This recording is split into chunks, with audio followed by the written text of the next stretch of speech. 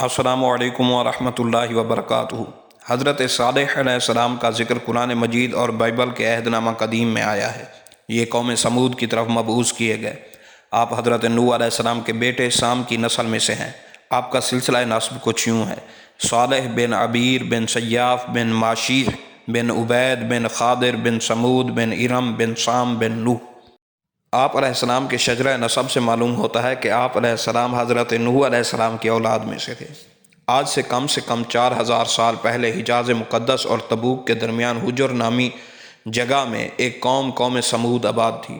یہ جگہ آج کل مدائن صالح کے نام سے مشہور ہے۔ یہ ایک پہاڑی علاقہ ہے۔ اس قوم نے بہت ترقی کی اور ان کی ترقی کی وجہ یہ تھی کہ یہ لوگ پہاڑوں میں گھر بنا کر رہتے تھے، جس کی وجہ سے دشمن کبھی ان سے جیت نہ پاتے تھے۔ حضرت صالح علیہ السلام قوم کو بار بار سمجھاتے اور نصیحت فرماتے رہے، مگر قوم پر مطلق اثر نہیں ہوا، بلکہ اس کا بغض و عناد ترقی پاتا رہا اور ان کی مخالفت بڑھتی رہی اور وہ کسی طرح بت پرستی سے باز نہ آئی۔ اگرچہ ایک مختصر اور کمزور جماعت نے ایمان قبول کر لیا اور وہ مسلمان ہو گئی، مگر قوم کے بڑے بڑے سردار سرمایہ دار اسی طرح باطل پرستی پر قائم رہے۔ انہوں نے خدا کی دی ہوئی ہر قسم کی خوشی، عیشی اور رفاہیت کا شکریہ ادا کرنے کی بجائے کفران نعمت کو شعار بنا لیا۔ وہ حضرت صالح علیہ السلام کا مذاق اڑاتے ہوئے کہا کرتے کہ صالح، اگر ہم باطل بت پرست ہوتے، خدا کے صحیح مذہب کے منکر ہوتے اور اس کے پسندیدہ طریقے پر قائم نہ ہوتے تو آج ہم کو یہ دھن دولت، سرسبز و شاداب باغات کی فراوانی، سیم و زر کی بہتات بلندی اور عالی شان محلات کی رہائش، میوہ جات اور پھل کی کثرت، شیریں نہروں اور عمدہ مرغزاروں کی افزائش حاصل نہ ہوتی۔ تو خود کو اور اپنے ماننے والوں کو دیکھ اور پھر ان کی تنگ حالی اور غربت پر نظر کر اور بتلا کہ خدا کے پیارے اور مقبول کون ہیں، ہم یا تم؟ حضرت صالح علیہ السلام فرماتے کہ تم اپنی عیش و عشرت سمانی پر شیخی نہ مارو اور خدا کے سچے رسول اور اس کے دین برحق کا مذاق نہ اڑاؤ۔ اس لیے اگر تمہارے کبر و غرور اور عناد کا یہی حال رہا تو پل بھر میں یہ سب فنا ہو جائے گا اور پھر تم نہ رہو گے اور نہ تمہارا یہ ساز و سامان۔ سب کچھ خدا کی نعمتیں ہیں، بشرطیکہ کہ ان کو حاصل کرنے والا اس کا شکر ادا کرے۔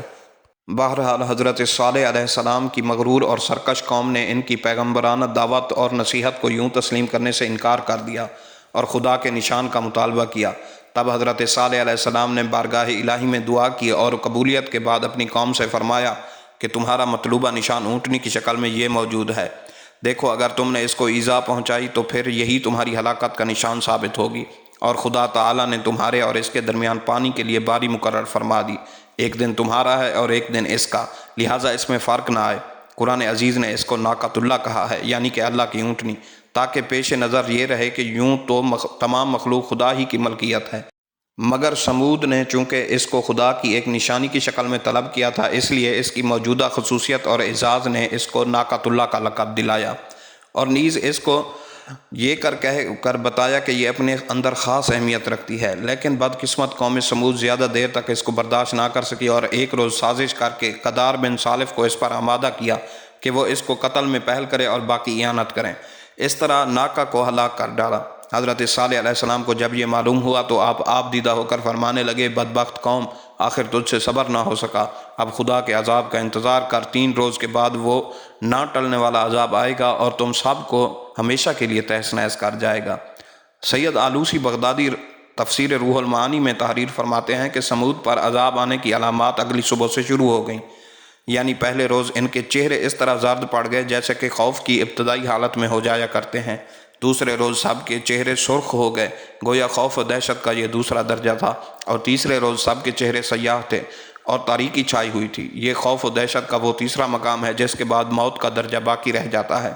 3 دن کی ان علامات عذاب نے اگرچہ ان کے چہروں کو واقعی زرد، سرخ اور تاریک بنا دیا تھا، لیکن ان کے رنگوں کی ترتیبی خصوصیت یہ تھی کہ صاف بتا رہی تھی کہ ان کے دلوں کو صالح علیہ السلام کے سچے ہونے کا یقین تھا اور صرف حسد و بغض سے انکار کرتے تھے۔ اس کی پاداش میں حضرت صالح علیہ السلام سے عذاب کی ہولناک خبر سنی، ان پر خوف و دہشت کے وہ فطری رنگ اور نقوش نمایاں ہونے لگے جو موت کے یقین کے وقت خوف و دہشت سے مجرموں کے اندر پیدا ہوتے ہیں۔ بہرحال ان 3 دنوں کے بعد وہ وقت موعود آ پہنچا اور رات کے وقت ایک ہیبت ناک آواز نے ہر شخص کو اسی حالت میں ہلاک کر دیا جس حالت میں وہ تھا۔ قرآن عزیز نے اس ہلاکت آفریں آواز کو کسی مقام پر صاعقہ یعنی کہ کڑکدار بجلی، اور کسی جگہ رجفہ یعنی کہ زلزلہ ڈال دینے والی، اور بعض جگہ طاغیہ یعنی کہ دہشتناک، اور بعض جگہ صیحہ چیخ فرمایا ہے۔ اس لیے یہ تمام تعبیرات ایک ہی حقیقت کے مختلف اوصاف کے اعتبار سے بیان کی گئی ہیں، تاکہ یہ معلوم ہو جائے کہ خدا تعالیٰ کے اس عذاب کی ہولناکیاں کیسی گوناگوں تھیں۔ تم ایک ایسی کونتی بجلی کا تصور کرو جو بار بار اضطراب کے ساتھ چمکتی، کڑکتی اور گرجتی ہے۔ قرآن مجید میں اس سلسلہ میں صرف دو باتیں ثابت ہیں۔ ایک یہ کہ سمود نے حضرت صالح علیہ السلام سے نشان طلب کیا، اور حضرت صالح علیہ السلام نے ناقہ کو بطور نشانی پیش کیا۔ دوسرے یہ کہ حضرت صالح علیہ السلام نے قوم کو یہ ہدایت کر دی کہ وہ اس کو نقصان نہ پہنچائیں، اور پانی کی باری مقرر کر دی، ایک روز اونٹنی کا اور دوسرا قوم کا۔ اگر اس کو نقصان پہنچایا تو یہی قوم کی ہلاکت کا نشان ہوگا۔ چنانچہ انہوں نے ناقہ کو یعنی کہ اونٹنی کو تو ہلاک کر دیا، خدا کے عذاب سے خود بھی ہلاک ہو گئے۔ اس سے زائد جو کچھ ہے اس کا ہمیں روایت میں ملتا ہے، یعنی کہ محبوب کریم علیہ السلام کی احادیث مبارکہ سے، یا ہمیں بائبل اور تاریخ قدیم کی روایات پر، جہاں تک اخبار احاد کا تعلق ہے۔